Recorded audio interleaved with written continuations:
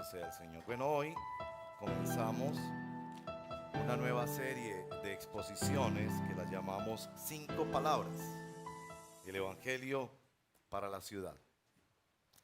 Entonces, durante las próximas semanas estaremos hablando solo de 5 palabras y hoy nuestra primera palabra. ¿Cómo predicamos nosotros y cómo vivimos y testificamos del Evangelio? Y ya que es un comienzo de una serie con siempre el temor del tiempo, pedirles que vamos a 2 textos de la Escritura que guían especialmente esta serie de exposiciones y el tema de hoy, la palabra de hoy, que es palabra central en la presentación del Evangelio, que es la palabra gracia.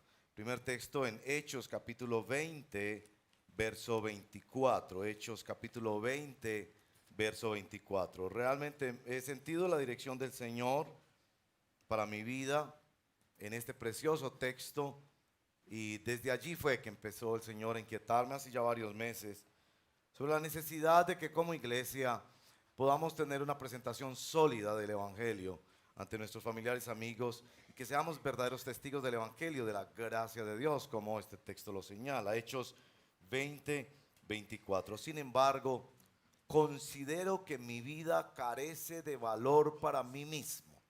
Qué frase poderosa.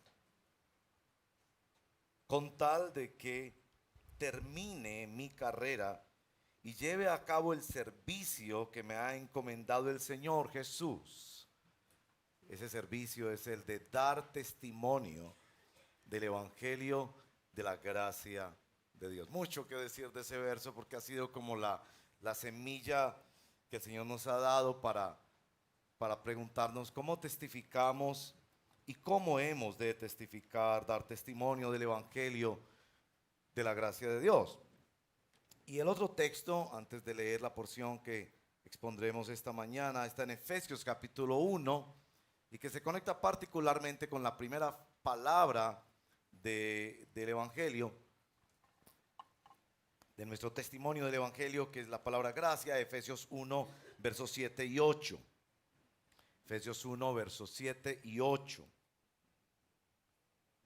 En Él, se refiere a nuestro Señor Jesús, tenemos la redención mediante su sangre, el perdón de nuestros pecados, conforme a las riquezas de la gracia que Dios nos dio en abundancia, con toda sabiduría y entendimiento. Y que el Señor nos dé la gracia de tener sabiduría y entendimiento para que juntos como congregación durante las próximas semanas profundicemos más y más las raíces de cómo damos testimonio y vivimos el Evangelio. Ahora, vengan conmigo por favor al texto que expondremos esta mañana, que está en Lucas capítulo 7, verso 36 al verso 50. Una historia conmovedora, extraordinaria, un encuentro de Jesús con 2 personas.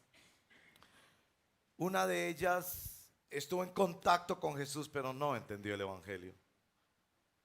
Como muchísimas personas hoy en día, buscadores, van a iglesias y a lugares, leen libros religiosos, citan y recitan palabras de la Biblia, pero no entienden el Evangelio. La otra persona entendió el Evangelio de una manera extraordinaria, entendió la gracia de Dios. Vengan conmigo por favor a esta porción de la palabra.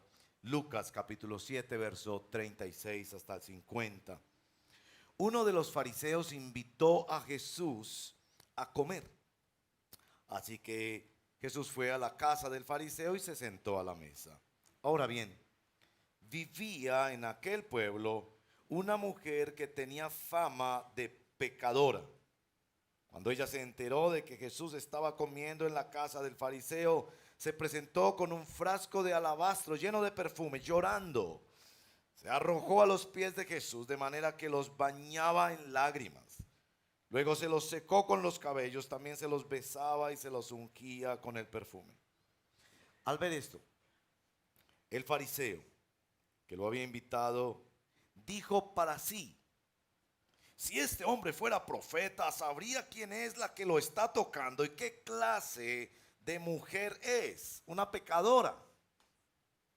Entonces Jesús le dijo a manera de respuesta: Simón, tengo algo que decirte.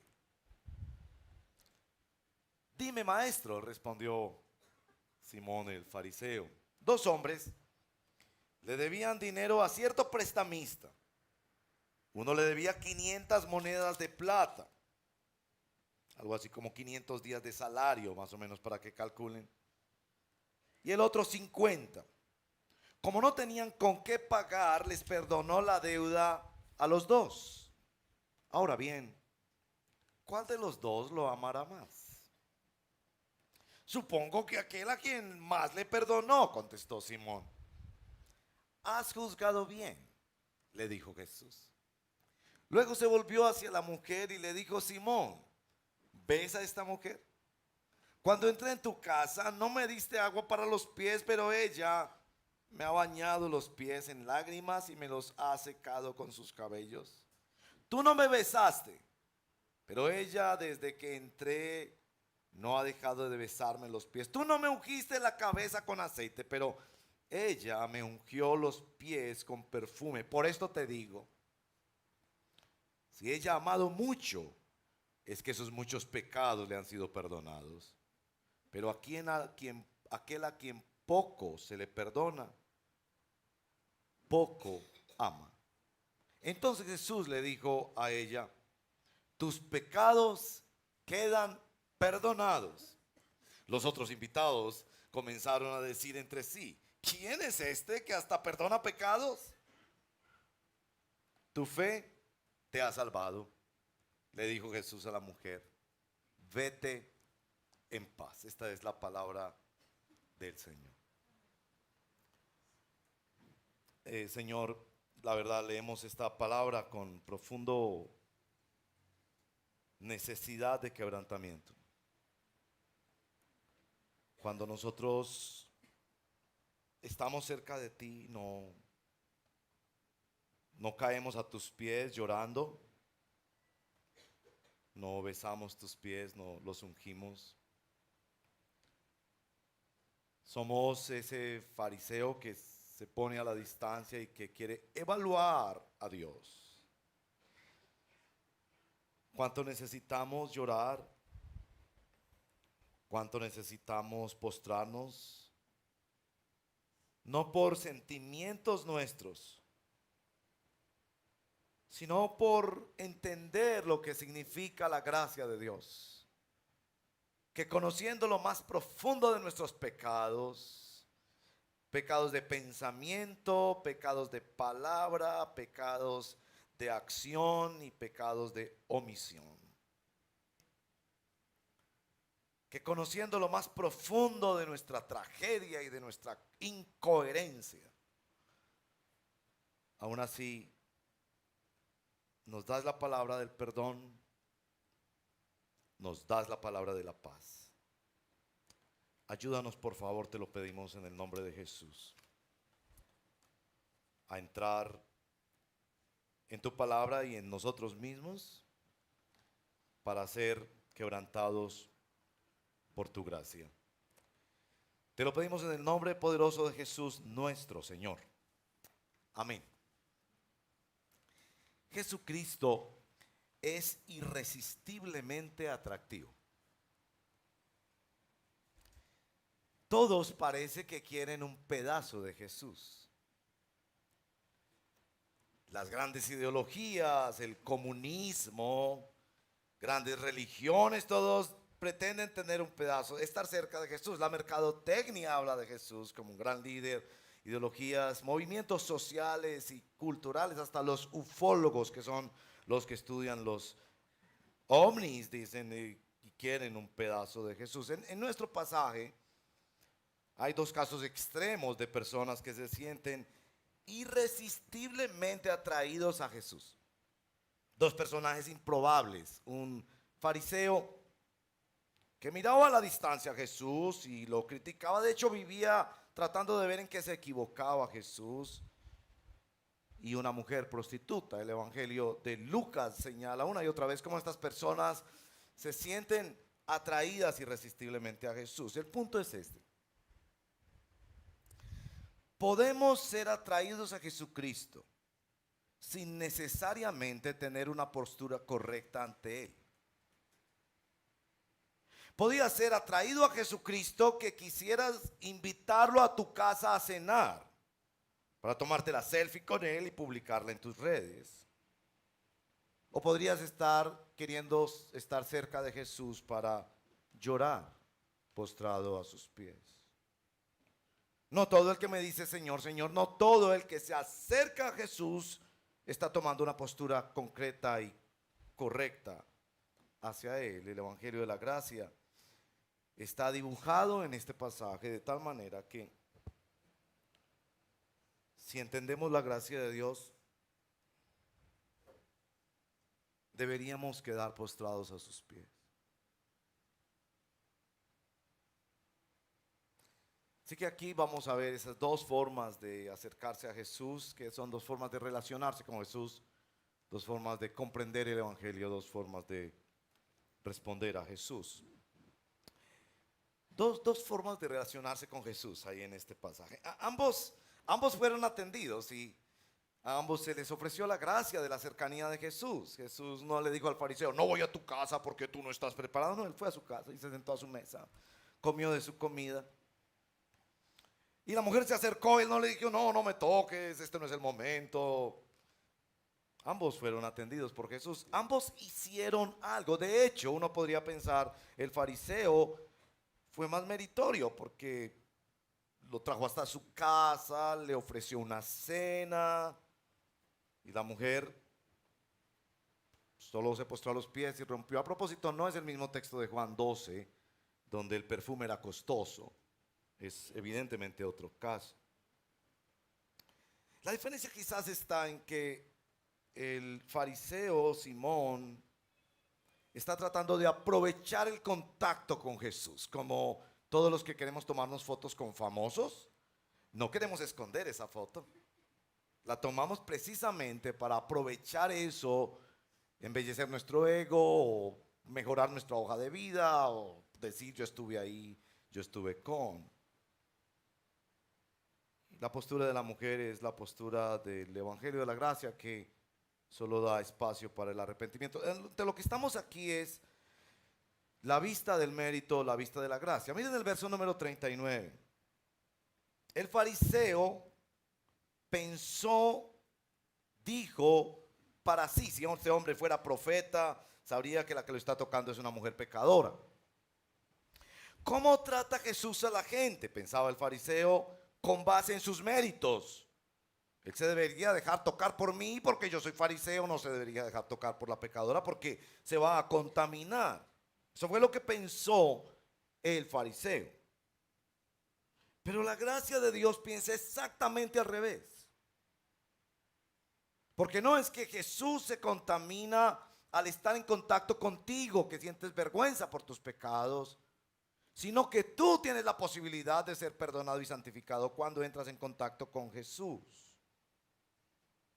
Obviamente, la pregunta es, cuando te acercas al cristianismo, ¿estás buscando examinar a Jesús como el fariseo que estaba examinando si era profeta?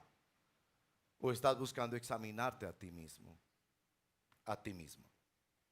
Es que Jesús se mete en los diálogos profundos del corazón. De hecho, el verso número 40, Jesús le responde al diálogo de su corazón. El Señor te bendiga en el proceso de profundizar el diálogo contigo mismo. ¿Yo por qué estoy haciendo esto? ¿Y por qué lo hago tan frecuentemente? ¿Y yo por qué pienso así? Porque yo deseo así el diálogo hacia adentro. Pero pareciera que este fariseo no tiene mucho diálogo de examinarse a sí mismo, sino que busca más examinar a Jesús. A propósito, eso ya nos da como una pista sobre el Evangelio de la Gracia. Es más importante que tú respondas al estado de tu corazón que a las preguntas de tu mente. No es que Jesús no te da la oportunidad de cuestionar la Biblia, los milagros, el sufrimiento en el mundo, si hay extraterrestres o no, todas esas grandes preguntas que tú tienes. Pero para la gracia de Dios es más importante que tú trates tu corazón. ¿Cómo está tu corazón? A las dos personas Jesús les cuenta la misma historia que se registra allí. Es una pequeña parábola en los versos 41 y 42, una de las parábolas más breves de Jesús. Y es porque depende de cómo entendamos esa parábola, vamos a ver dos posturas diferentes de cómo se comprende el evangelio. La parábola es sencilla. Dos hombres le debían dinero a cierto prestamista. Uno debía 500 monedas de plata, como 500 días de salario, usted multiplique, y el otro 50. Ninguno de los dos tenía con qué pagar. Entonces el prestamista le perdonó a los dos, y Jesús pregunta: ¿cuál de los dos amará más? ¿Quedará más agradecido? ¿Cuál de los dos se sentirá más agradecido? Ahora, esto es muy importante en sintonía con el Evangelio de Lucas, y quiero que leamos brevemente en el Evangelio de Lucas capítulo 4 versos 18 y 19, porque es desde allí de donde el evangelista Lucas viene hablándonos del Evangelio de la Gracia. En el capítulo 4, versos 18 y 19, Jesús, citando Isaías 51, en la sinagoga del pueblo donde él creció, donde le rechazaron, Jesús lee la siguiente porción de Isaías: el Espíritu del Señor está sobre mí, por cuanto me ha ungido para anunciar buenas nuevas a los pobres.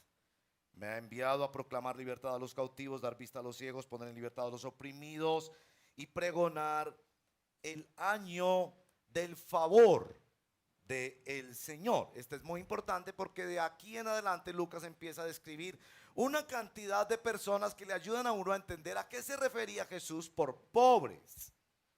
Mujeres enfermas, hombres poseídos, políticos corruptos, hombres que venían a pedir por un empleado enfermo, paralíticos, una viuda que se le muere el único hijo que era su esperanza. La pobreza para Lucas está mucho más ampliada que sencillamente la pobreza económica. Y a estos pobres se les anuncia las buenas nuevas, el evangelio. Y las buenas nuevas, verso 19, es que ha comenzado el año favorable del Señor. Es la única mención en los cuatro evangelios sobre esto como el comienzo y la identificación de Jesús. El año del favor del Señor se refiere al Antiguo Testamento, el año del jubileo. Cada 49 años, 7 por 7, vendría un tiempo en que se perdonarían las deudas, en que la tierra volvería a sus dueños, en que la tierra descansaba, las relaciones se restauraban. Lo que Jesús está anunciando es que en virtud de su ministerio y de su obra, se le ofrece favor de Dios, gracia de Dios a todas las personas que vengan en arrepentimiento y fe a buscarlo en Él. Y eso es lo que describe el Evangelio de Lucas. Una y otra persona que viene a Cristo Jesús buscando su ayuda y tratando de resolver su necesidad. Una cosa que confronta un poquito en el estudio de esta parábola, volviendo a Lucas capítulo 7, es en el verso 47, Lucas 7, 47, donde Jesús, ayudándole al fariseo a evaluar lo que acaba de ver, a la luz de su parábola, le dice Jesús: por esto te digo, si he llamado mucho, es que sus muchos pecados le han sido perdonados, pero a quien poco se le perdona, poco ama. Entonces una pregunta que uno hace es: ¿Jesús pensaba que había personas a las que se les perdonaba poco? Si Jesús pensaba que había personas que tenían muchos pecados y personas que tenían pocos pecados. En el capítulo 5 de Lucas, versos 31 y 32, Jesús responde esa pregunta. Yo no he venido para los sanos, sino para los enfermos. No he venido a buscar justos, sino pecadores. Y en muchos lugares de la escritura dice, Él vino a buscar y a salvar lo que se había perdido. Pero la pregunta continúa. Es que hay personas que están sanas, es que hay personas que están justas, es que hay personas que no se han perdido, y esto tiene que ver con el lenguaje de Jesús, y la respuesta es no. Todos están perdidos, todos son pecadores injustos y todos somos enfermos. Romanos capítulo 3 señala eso claramente. No hay justo ni aun uno, no hay quien entienda, no hay quien busque a Dios. ¿Qué es lo que Jesús quiere decir? Que es que hay una diferente forma de entender el evangelio. Es Jesús viniendo a tu casa, a sentarte en tu mesa y bendecir tu alacena y ser parte de tu vida y bendecir tu vida. ¿O es Jesús viniendo a perdonar tus pecados? ¿Qué es lo que Jesús viene a tratar? Y precisamente lo extraordinario de este texto es que Jesús viene a tratar con la necesidad más profunda que nosotros tenemos, y es nuestra batalla diaria con el pecado. El fariseo pensaba: todo lo que yo necesito es que Jesús entre en mi casa. La mujer pecadora sabía: lo que yo necesito de Jesús es su misericordia, su perdón, que pare este ciclo de pecado que no he sido capaz de parar, que comience una nueva historia en mi vida. Entonces, hay dos formas de relacionarse con Jesús: invitándolo a cenar o llorando a sus pies. Hay dos formas de entender el evangelio: entendiéndolo como un evangelio que me viene a ayudar en algunas cosas, a compartir parte de mi vida, un evangelio que viene a tratar lo más íntimo, lo más profundo de mi vida, que es mi pecado. Y hay dos formas de responder al evangelio de Jesucristo. Volvamos a esto del diálogo interior. Miren por favor en el verso 39, el fariseo dice para sí mismo. A él no le interesaba evaluarse a sí mismo, a él le interesaba evaluar a Jesús. Y si estás visitándonos en esta congregación, o si visitas una congregación o abres la Biblia para tratar de hacerte preguntas, todavía yo debo decir, Jesús todavía atiende eso. Jesús todavía va a la casa del fariseo. Pero evidentemente Jesús mueve el diálogo interior hacia el diálogo de autoevaluación.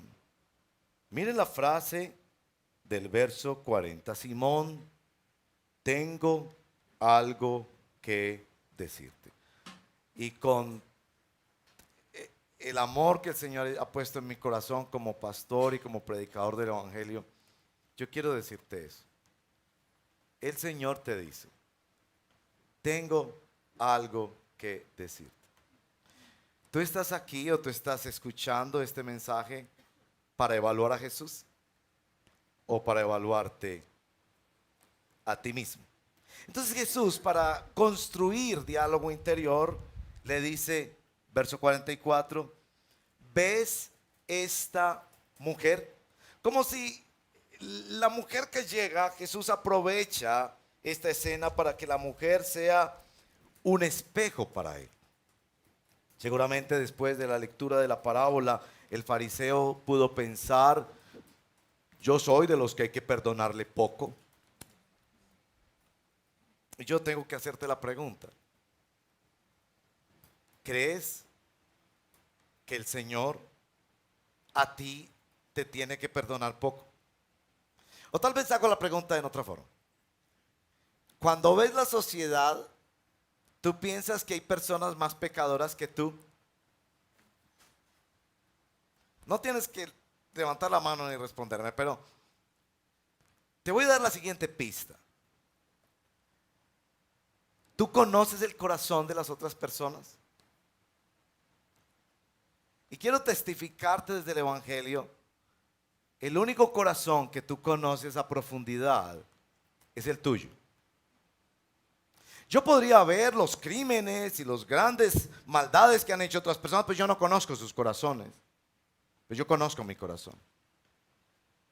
Lleno de egocentrismo, lleno de pensamientos de menosprecio hacia los demás, lleno de queja y de murmuración. Jesús le dice: mira a esta mujer. Y es muy impresionante la pedagogía de Jesús en este pasaje, porque Jesús está validando el comportamiento de la mujer. Observa los detalles. Como si cuando llegaste esta mañana aquí, él observó dónde te sentaste. ¿Por qué saludaste o no saludaste? ¿Por qué cantaste o no cantaste? ¿Con qué rostro estabas cantando? Si levantaste tus manos al cielo o no, si ofrendaste. Él notó todos los detalles para ver algo que estaba pasando en su corazón. Es claro que la primera iglesia no convirtió esta gestualidad de la mujer en una especie de rito cristiano para la adoración. Uno no encuentra estas expresiones repetidas por la iglesia del Nuevo Testamento. Es claro que ellos veían con la lectura de la palabra de Dios lo que Jesús vio. Él estaba viendo el corazón de esta mujer. Una mujer que reconocía su necesidad de perdón, reconocía su vergüenza, su impotencia ante el pecado, reconocía la necesidad de la gracia y todo aquello lo dibujaba claramente. Se hace detrás, se postra a sus pies, comienza a llorar y no puede más que limpiar sus pies, sus lágrimas con su cabello y ha traído algo para ofrecer. Ella sabe que Jesús hace dos cosas extraordinarias en la vida del ser humano por el poder de su gracia. Primero, le muestra la gravedad de su pecado. Segundo, le da esperanza. Si no le hubiera dado esperanza, la mujer no hubiera ido. Se hubiera quedado en su casa llorando, llena de amargura por su pecado y por su historia que no podía cambiar. Pero aquí Jesús no solo le revela su necesidad, sino también que le da esperanza. En el Evangelio de Lucas, el tema del perdón, que es asociado directamente por Efesios 1, 7 y 8 a la gracia de Dios, está apoyado en tres componentes centrales y voy a pasarlo rápidamente. El primero es la autoridad. En el capítulo 5, él sana a un paralítico y la sanidad específicamente en Jesús es para decirles, para que sepan que el Hijo del Hombre tiene autoridad para perdonar pecados. Esto es muy importante porque el perdón se ha vuelto algo muy romántico. Tan romántico como si una persona me viera a mí cometer una infracción y me llegara el comparendo a mi casa y un familiar mío me dijera, no te preocupes, yo te perdono ese comparendo. No solo sería un perdón romántico, sino ridículo. Se necesita que aquella persona que me esté perdonando tenga autoridad. Y la autoridad de Jesús aquí es la autoridad del ofendido. Escuche esto bien. La mayoría de las veces que nosotros pedimos perdón es un perdón terapéutico, no es un perdón responsable. Es decir, pedimos perdón para nosotros sentirnos bien. Ay, me siento tan mal, entonces de alguna manera murmuro y musito la palabra discúlpame, perdóname, para sentirme yo un poco mejor. Pero en nuestro texto, el que está perdonando es Jesús, porque tiene perdón, poder y autoridad para ofrecer el perdón, pero también es porque Él es el ofendido. Él no está tomando el lugar de otra persona como quien me dijera, te perdono tu comparendo de tránsito sin ser ninguna autoridad. Es el ofendido que tiene autoridad para perdonar. Y escuche esto bien, está comenzando una nueva relación con esta persona. El perdón en el Nuevo Testamento no es borrón y cuenta nueva. El perdón en el Nuevo Testamento es perdón y relación nueva. Eso quiere decir las dos frases que Jesús usó en el verso 47, 48 y 50, a pesar de las murmuraciones de todos los allí presentes, a pesar de la incomprensión de los fariseos y a pesar de la murmuración de los que estaban en la mesa, Jesús le dice a la mujer, tus pecados quedan perdonados. A nosotros nos ha parecido siempre glorioso el perdón que Él le ofrece al ladrón de la cruz, que le dice, hoy mismo estarás conmigo en el paraíso, sin necesidad de mediaciones, ni de iglesias, ni de sacerdotes, ni de ritos. Aquí ocurre lo mismo. tus pecados quedan perdonados. Pero no solo el perdón, sino el verso 50, vete en paz. Y para Lucas la palabra paz, eirene en griego, shalom en hebreo, es la referencia al texto que les leí en el capítulo 4, versos 18 y 19. El año favorable del Señor. Comienzas una nueva vida con Dios. La historia termina con dos silencios. Como el silencio que ustedes tienen, porque yo soy el que estoy hablando en este momento. Pero son dos silencios que continuarán en diálogos interiores. El primer silencio es el silencio del fariseo. No dice nada. No viene a Jesús a decirle: Señor Jesús, ahora entiendo el evangelio. Ahora entiendo cómo relacionarme contigo. Ahora entiendo que esto no es con base en mérito, sino en gracia inmerecida de mi parte. Jesús, ahora entiendo que yo estoy examinándote a ti en lugar de examinarme a mí. Pero lamentablemente el fariseo no dice eso. Se queda en silencio. Como quizás alguno de ustedes se queda en silencio. Y pasa un domingo más. Y pasa un día más. No dice ni sí ni no. No quiere pelear con Jesús, porque todas las peleas que Jesús tenía con fariseos siempre ellos las perdían. Pero tampoco se quiere postrar a los pies de Jesús. Quiere seguir siendo un observador de Jesús. Ese es un silencio con el que termina la historia. Pero la historia termina con el otro silencio, el de la mujer. Ese silencio es mucho más elocuente, porque si esta mujer no pensara que ella era la principal pecadora que ella conocía, le hubiera dicho a Jesús: no, qué pena Jesús, yo nada más estaba haciendo aquí una prueba de perfumes, yo pasé por aquí, se me ocurrió y tuve un momento emocional y quiero, no, por favor, no me pongas en ese plano.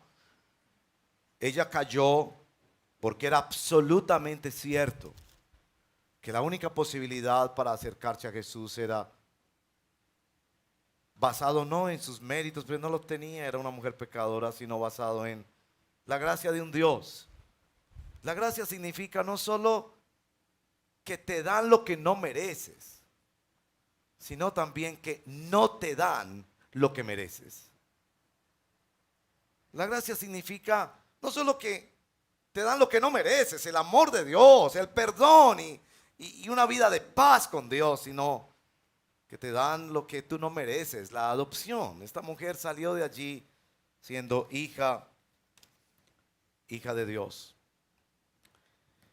Nuestra enseñanza del evangelio está marcada por la palabra gracia, el favor de Dios, que trae perdón, que trae paz. Pero nuestra percepción de esa gracia se tiene que expresar de alguna manera. Yo le he pedido a los del equipo de alabanza que terminemos esta mañana especialmente en adoración en estos últimos minutos, porque evidentemente nuestra vida refleja cómo comprendemos el evangelio. Si nuestra comprensión del evangelio es un asunto intelectual de aceptación de algunas ideas, de unos principios filosóficos o morales que queremos seguir para tener una mejor vida, seríamos como el fariseo que invita a Jesús a su casa, un acto bueno, noble, le ofrece comida, lo identifica con su familia y sus amigos y escucha las palabras de Jesús y le responde a las preguntas de Jesús y está dispuesto a pensar en las cosas que Jesús le dice. Pero es marcadamente diferente la reacción de quien realmente entiende la gracia de Dios. Mi desafío para ti hoy es que vengas a los pies de Cristo.